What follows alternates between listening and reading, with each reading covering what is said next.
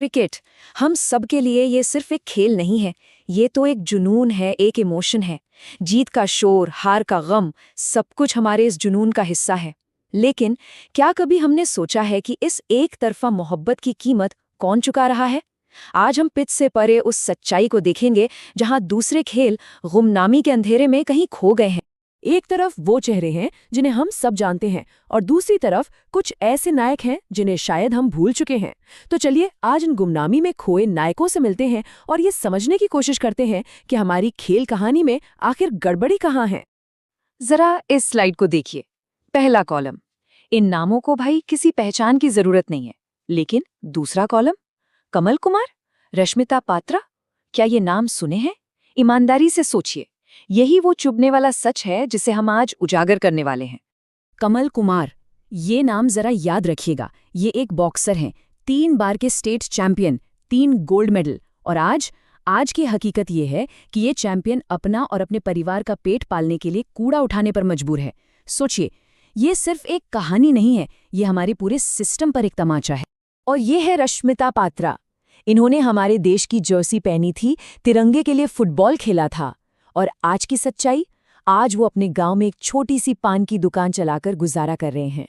हमारे हीरो, हमारे नायक इसी तरह गुमनामी में खो जाते हैं। तो सवाल ये उठता है कि इन नायकों की ये हालत हुई क्यों? क्या ये सिर्फ किस्मत का खेल है? नहीं, इसके पीछे एक पूरा सिस्टम काम करता है। तो चलिए इस सिस्टम के पहले हिस्से से मिलते हैं, और वो है अटेंशन, या यूं कहें कि मीडिया पर क्रिकेट का एकाधिकार। बाजार का एक सीधा सा नियम है, जो दिखता है वही बिकता है। और हमारे मीडिया में दिखता क्या है? जरा इस चार्ट पर नजर डालिए। 90% कवरेज सिर्फ एक खेल को, और बाकी सब सिर्फ 10% में सिमट कर रह जाते हैं। हालत तो ये हो गई है कि एक क्रिकेटर की छींक भी ब्रेकिंग न्यूज बन जाती है, और दूसरे खेलों के वर्ल्ड रिकॉर्ड्स कहीं अखबार के एक छोटे से कोने में छिप जाते हैं। जब हमारे देश के सबसे बड़े फुटबॉलरों में से एक सुनील छेत्री को हाथ जोड़कर ये कहना पड़े, तो आप समझ जाइए कि हालत कितनी गंभीर है। एक कप्तान, एक लेजेंड अपने ही देश के लोगों से स्टेडियम में आने के लिए गुहार लगा रहा है।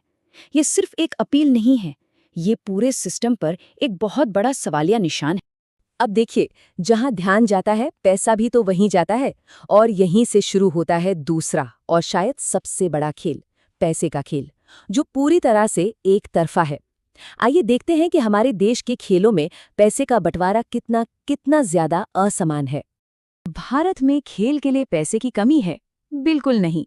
बीसीसीआई दुनिया का सबसे अमीर क्रिकेट बोर्ड है, और इस पर हम सबको गर्व होना चाहिए। तो फिर समस्या पैसे की नहीं, समस्या है उसके बंटवारे की। जब एक खेल पर सोने की बारिश हो रही हो और दूसरा खेल पानी की एक एक बूंद के लिए तरस रहे हों, तो इसी को तो असमानता कहते हैं। जरा इस अंतर को देखिए।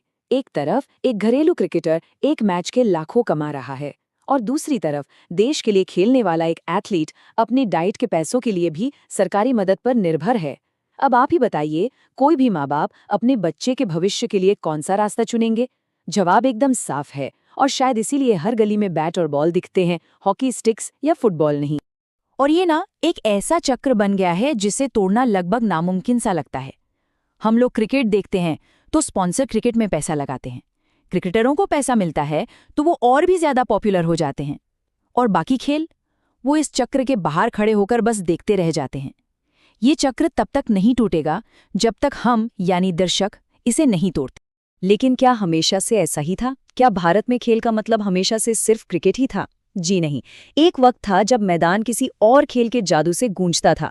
चलिए जरा समय में पीछे चलते हैं और उस मोड़ को देखते हैं जिसने सब कुछ बदल कर रख दिया।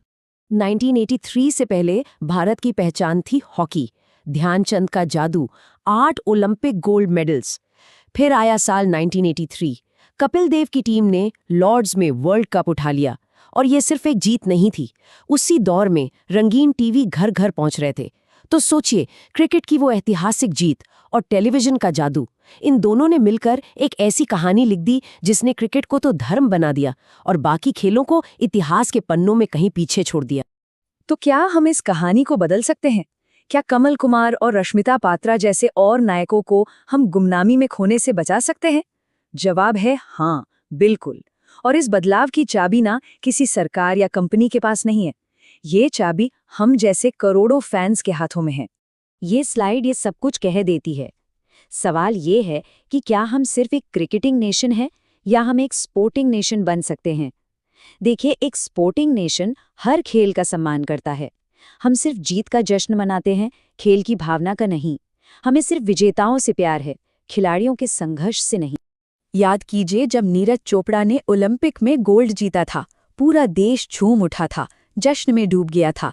लेकिन जरा खुद से पूछिए, उस जीत से ठीक एक दिन पहले हम में से कितने लोग जैवलिन थ्रो को फॉलो कर रहे थे। हम जीत का जश्न मनाते हैं, पर हम उस जीत तक पहुंचने के संघर्ष में साथ नहीं देते। बस इसी सोच को बदलना है। तो हम कर क्या सकते हैं? देखिए, बदलाव बड़े बड़े वादों से नहीं, छोटे छोटे कदमों से आता है। टीवी पर चैनल बदलते हुए किसी दूसरे खेल पर सिर्फ 5 मिनट के लिए रुक जाइए। अपने शहर में कोई लोकल मैच हो रहा हो तो उसे देखने चले जाइए। किसी नए खेल के नियम सीखने की कोशिश कीजिए। हमारा एक छोटा सा कदम किसी एथलीट का पूरा करियर बना सकता है। तो आखिर में सवाल हम सबको खुद से पूछना है, क्या हम सिर्फ एक खेल का राष्ट्र हैं या हम एक खेल राष्ट्र हैं? एक सच्चा सुपर पावर सिर्फ अर्थव्यवस्था या सेना से नहीं बनता, वो अपने चैंपियनों से बनता है। हमें 11 नहीं, हजारों ऐसे हीरो चाहिए जो दुनिया के हर कोने में तिरंगा फहरा सकें। और ये चुनाव हमारा है, इस पर सोचिएगा जरूर।